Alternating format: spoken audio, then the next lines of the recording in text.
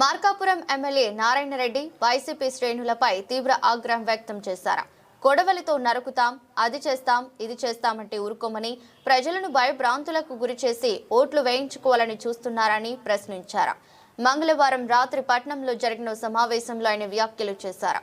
YCP నాయకుల తీరుపై ఆయన అసహనం వ్యక్తం చేశారు. కొడవలు పెట్టి బలిస్తారు అంటే ఎవరిని నరుకుతారు? ఎవరున్నారు మీతో నరికించుకోవడానికి సిద్ధంగా?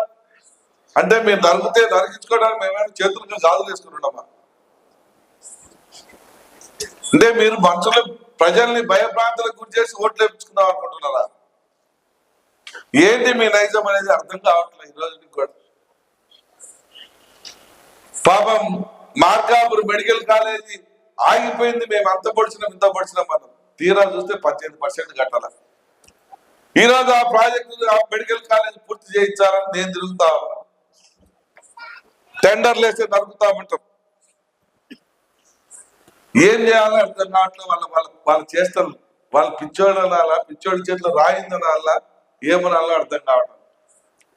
అయ్యా బాబు, మీకు గవర్నమెంట్ కాలేజీల మాదిరిగా ఓపీ ఫ్రీగా చూస్తాం, 25 లక్షల వరకు ఆపరేషన్లు ఫ్రీగా చేస్తాం, 1000 మందికి ఉద్యోగాలు ఇస్తాం, 33 సంవత్సరాల పాటు అత్యాధునికమైనటువంటి పరికరాలు తెచ్చి బ్రహ్మాండమైనటువంటి ఆపరేషన్లు అన్ని కూడా ఇక్కడే చేసి పెడతాం. మీరు 50 సీట్లు ఇస్తామన్నారు, మేము 65 సీట్లు ఉచితంగా మన పేద విద్యార్థులకు ఇస్తామని చెప్పి ఆ కాలేజీ వాళ్ళు మేము చేస్తాం వస్తామంటే వాళ్ళని వైపిస్తాం. ఏం చేయాలి? ఏ రకంగా వీళ్ళను ప్రజలు నమ్ముతారు? ఏ రకంగా వీళ్ళని ప్రజలు విశ్వసిస్తారు? వీళ్ళు అభివృద్ధి కారకులా లేదంటే మార్కాపురం నాశన కారకులా అనేది కూడా మనం కూడా గమనించాలి.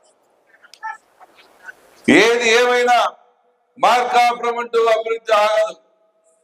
ఈ యొక్క ప్రాణం మీరందరూ పెట్టినటువంటి భిక్ష. మీ వల్ల, మీ ఆశీస్సుల వల్ల నాకు 2వ జన్మ వచ్చింది.